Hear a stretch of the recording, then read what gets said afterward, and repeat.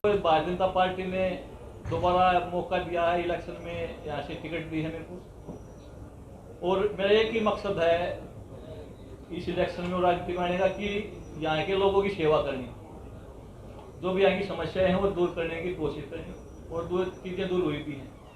मैं बचपन से हमेशा देश के लिए खेला हूँ, देश के लिए लड़ा हूँ। राजनीति का मेरे को कोई भी अनुभव नहीं है इतना, और ना मैं कभी राजनीति बात करता। मैं जो बात करता हूँ दिल से और बिल्कुल सच्ची आत्मा के साथ करता हूँ।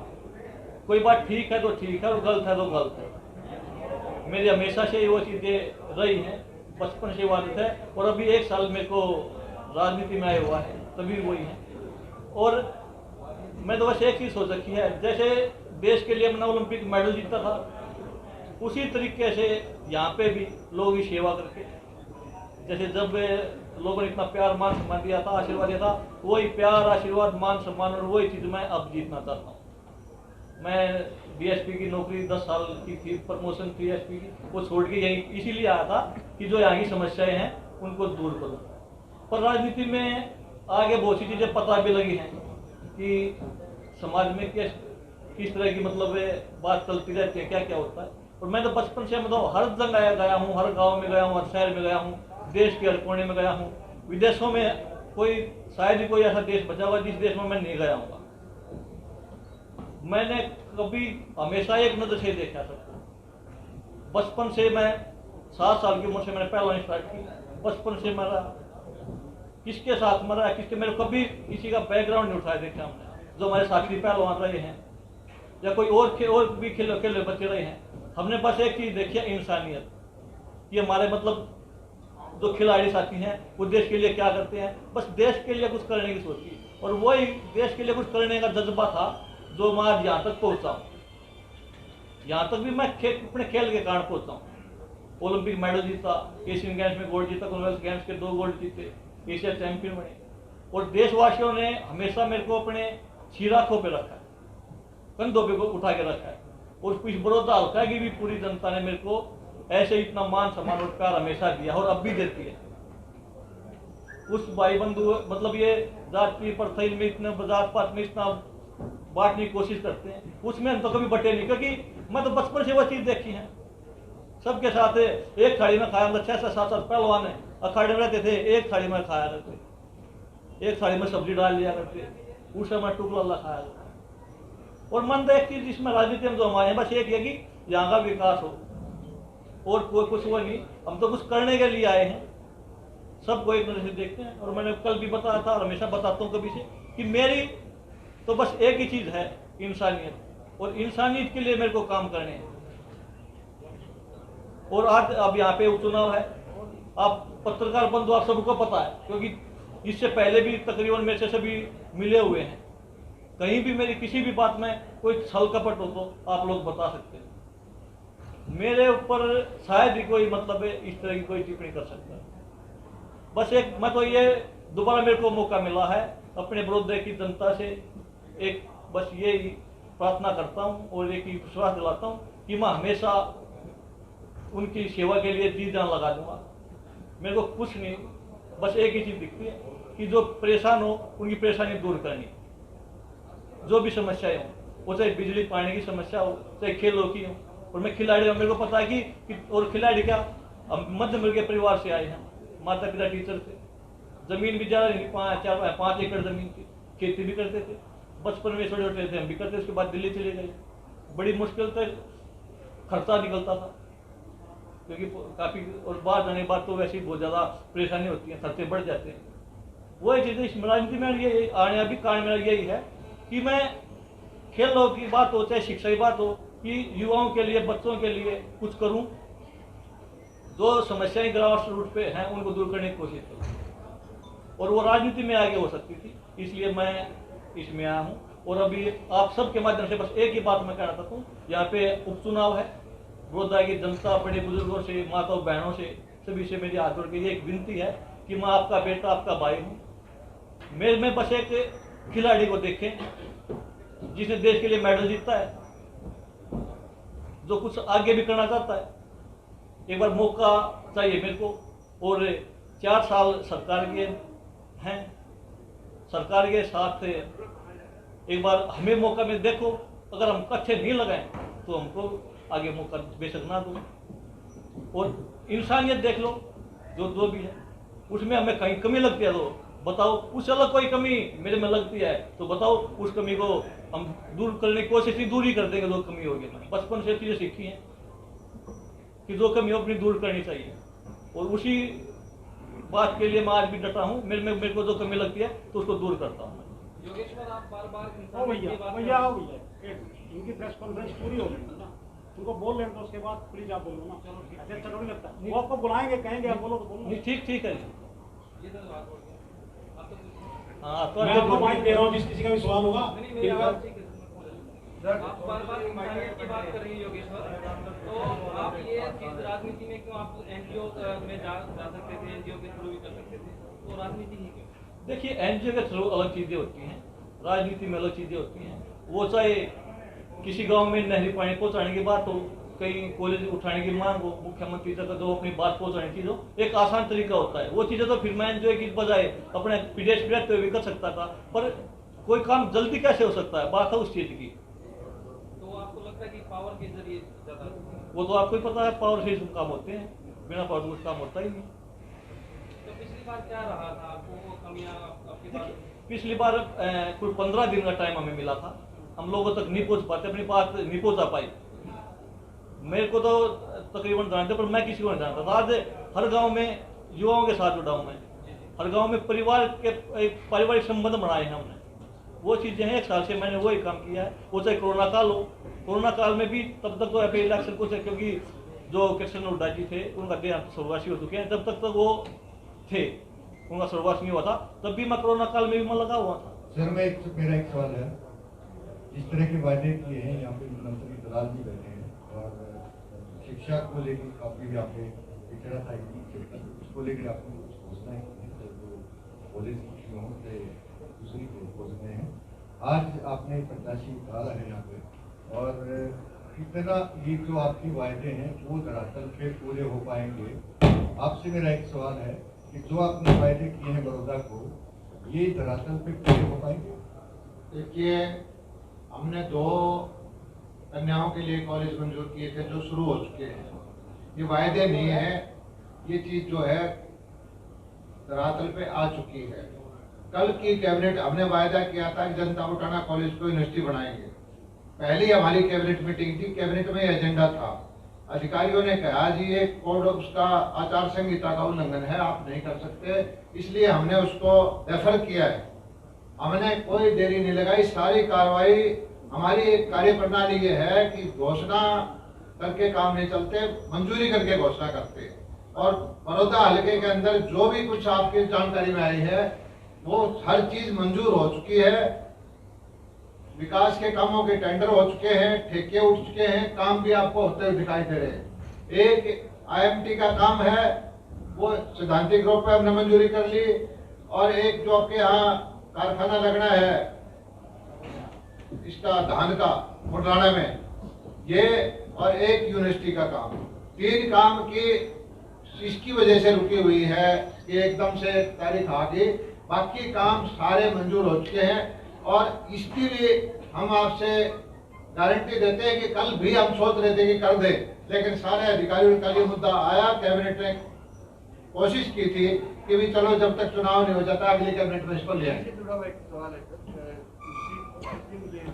घोषणा हुई तारीख की, आचार संहिता बन गई, 3 बजे आपकी पार्टी मुख्यमंत्री जी ने बहुत सारी घोषणाएं बड़ौदा को लेकर करने की बात कही थी, लेकिन वो 1.5 घंटा वो चीजें सारी मंजूर, वो घोषणा नहीं थी, वो शिलान्यास थे।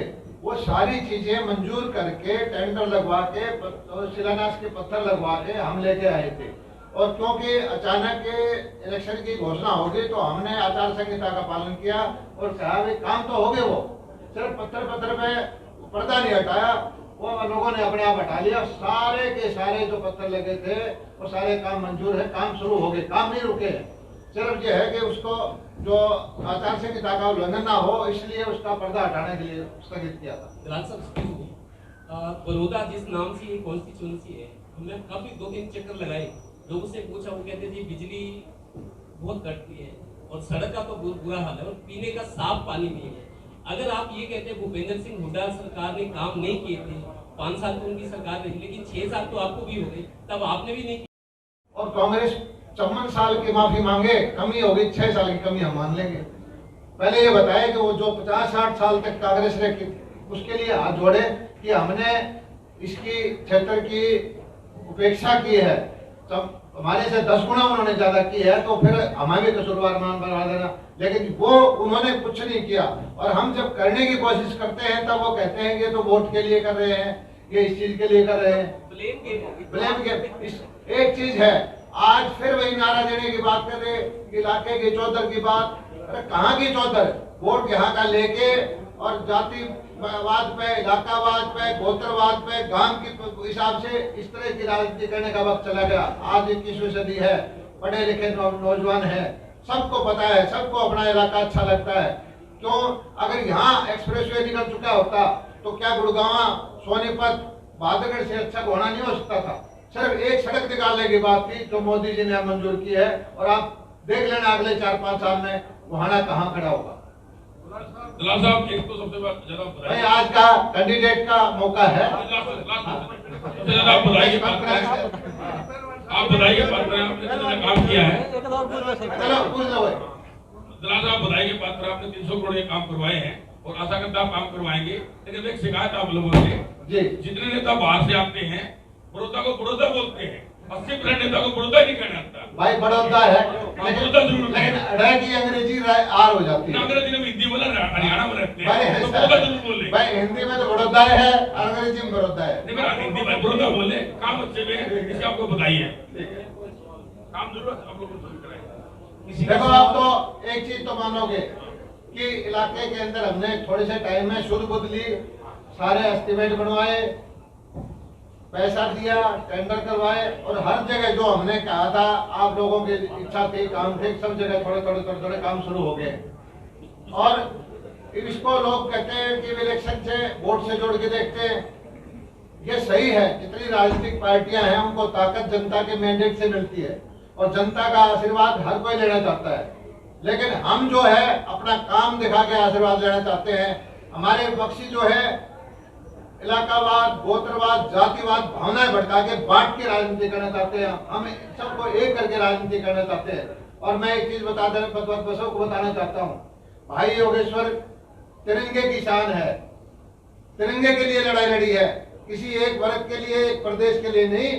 जहाँ हिंदुस्तान का तिरंगा का मान सम्मान इन्होंने दिलवाया है, और इतनी अगर सुख सुविधा लेनी होती तो आज एसपी होते।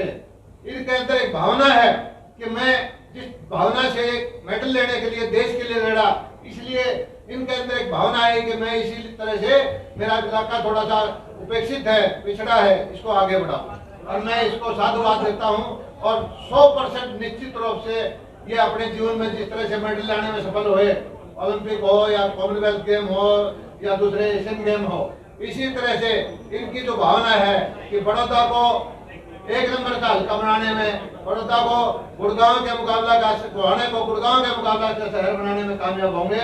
मैं इनको एडवांस में बधाई देता हूँ, जीत की बधाई देता हूँ, विकास की बधाई देता हूँ। दलाल साहब, एक सवाल है मेरा पॉलिटिकल।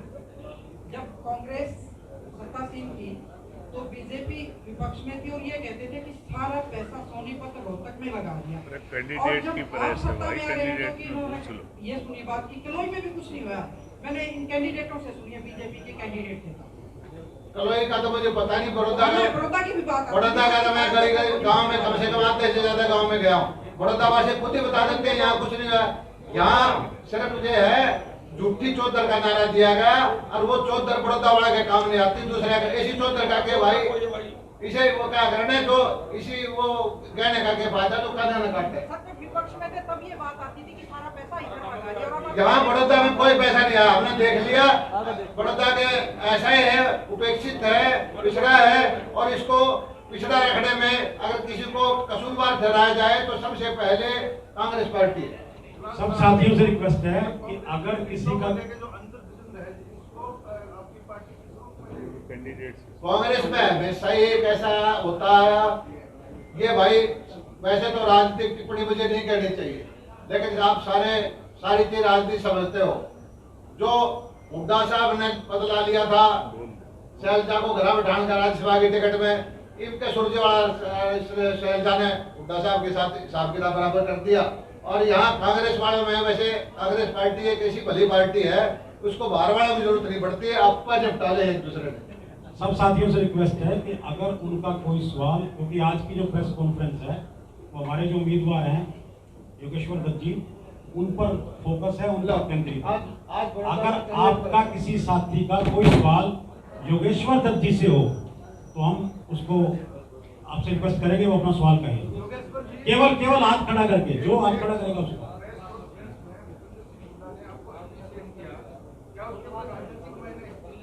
नहीं देखे मेरे को, मैंने बताया कि इतना पता नहीं है, अगले कोई नेता कुछ बोलता है तो क्या सोच के बोलता है, मैं वो इतने नहीं सोचता, पर जो बातें मेरे को पता लगती है उसका जवाब मैं दे देता हूँ।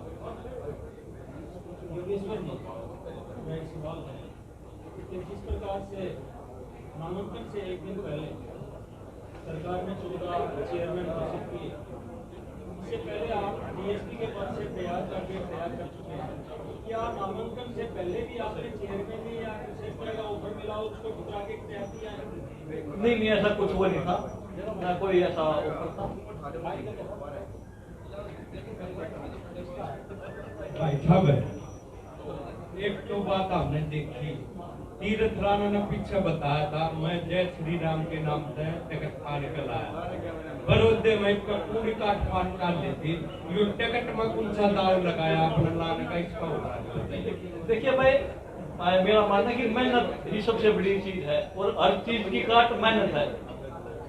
पिछली बार मेरे को विश्वास जनता पार्टी ने टिकट दी थी, मैंने कुश्ती में मेहनत की थी, उसकी मेरे को टिकट मिली। इस बार 1 साल जो मैंने मेहनत करी है हल्के में, मैं जो, और आप सब पता ही है कि कोरोना टाइम तो मैं हर गांव में गया हूं, जो भी मेरे से मैंने वो चीजें की हैं और उसी को देखते हुए इस बार टिकट मेरे को पार्टी ने दी है। योगेश्वर जी, आप कह रहे थे कि अगर मैं डीएसपी लगा था तो अपनी काबिलियत से लगा था, लेकिन कहीं ना कहीं भूपेंद्र सिंह हुड्डा कहते हैं कि काबिलियत तो बहुत लोगों में थी और अब अगर काबिलियत है तो अब क्यों नहीं आप लोग उतर पाए? देखिए अभी भी डीएसपी लगे और सर आपको मैं बताऊं कि आप अगर उठाओगे तो सबसे ज्यादा नौकरियां स्पोर्ट्स कोटे में ये अब अभी लगी है और जिसमें काबिलियत थी वो लगे हैं और अभी भी लगे हैं। कोई जो वर्ल्ड चैंपियन को पहलवान हो या कोई भी खड़े हो, ओलंपिक मेडलिस्ट हो, आप देखोगे वो अच्छी नौकरी पर है, वो कहीं भी हो, वो बात हरियाणा की नहीं है। अब तो हटाए भी नहीं सरकार के, अभी फैसला आया था क्लोज कर रहे थे। देखो मैंने बताया कि भाई मैं खिलाड़ी हूँ, ये जो चीजें हैं ये मेरे को इनका इतना ज्ञान नहीं है, ये हटाए हैं क्यों हटाए हैं मेरे को जब ये, हाँ मैं एक बात कर सकता हूँ, खिलाड़ी के लिए हमेशा साथ खड़ा रहूंगा, उनकी आवाज बढ़ के, चाहे मैं कहीं भी हूँ, क्योंकि मैं खिलाड़ी, मेरे को पता है खिलाड़ी कितनी मुश्किल से बनता है। बस एक मैं वादा कर सकता हूँ कि मैं हर कमजोर के साथ, हर खिलाड़ी के साथ, कोई भी परेशान होगा तो मैं उनके साथ हमेशा खड़ा रहूंगा। किसी और का कोई सवाल योगेश्वर दत्त जी से?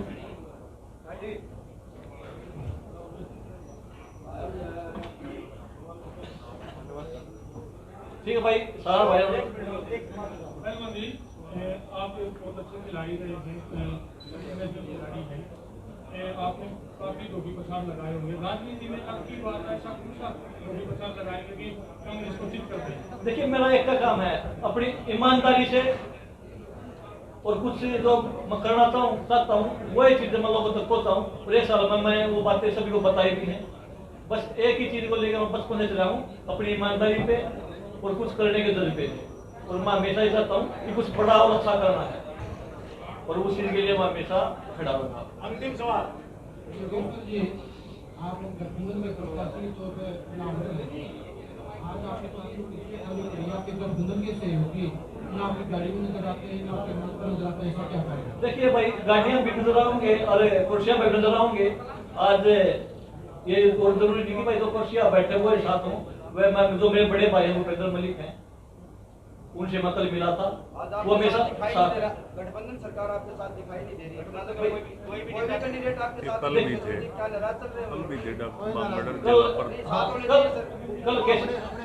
कल केसी बांगड़ जी थे और आज ये प्रेस कॉन्फ्रेंस मेरी है भाई, एक बात सुन भाई, मेरी प्रेस कॉन्फ्रेंस है, मेरे लिए हो रही है अगर आप बोलते कि सब बुलाने हैं तो सब ना बुला लेते, पहले बता देते यार। भाई आप तो विपक्ष में बिठा लेते यार, और बता यार कांग्रेस भी बैठ जाता पैसे। अंतिम सवाल है प्रेस कॉन्फ्रेंस का। ईमानदारी ना करना, काम मनाने की दिक्कत है। मेरे को मेरी बात सुनो, किसी को नहीं मनाना, बस यहाँ की जो जनता जनार्दन है उसको विश्वास में लेना है और उसको मनाना है, हमें वो चाहिए। पहलवान जी महमूदपुर गांव में स्टेडियम है, पहले मंडी बना दी, उसकी गाड़ी आई, उन्हें ट्रैक वगैरह पूरा ग्राउंड खराब कर दिया। जो गांव के खिलाड़ी हैं कई दिन का लगातार आप तभी मिले होंगे, स्टेडियम की हालत बहुत खराब है, वो रैली स्थल बना दिया, लगातार खिलाड़ियों की दिक्कत आ रही है। खिलाड़ी को पहले ट्रैक के लिए मैं तो मिले थे, वो बात ना पहुंचा दी, और वो वहाँ पे ट्रैक की शायद वो मंजूरी भी होली होगी, वो ट्रैक के लिए मेरे से मिले थे। अभी उसको रैली के लिए वो किया उसका मेरे को नहीं पता बिल्कुल भाई। अगर वो होंगे तो जरूर उनके बारे में हम बात करते हैं, उसकी भी रिक्वेस्ट करेंगे कि वो ऐसा ना होगा। आप सबका बहुत बहुत धन्यवाद। मंच के लिए मंत्री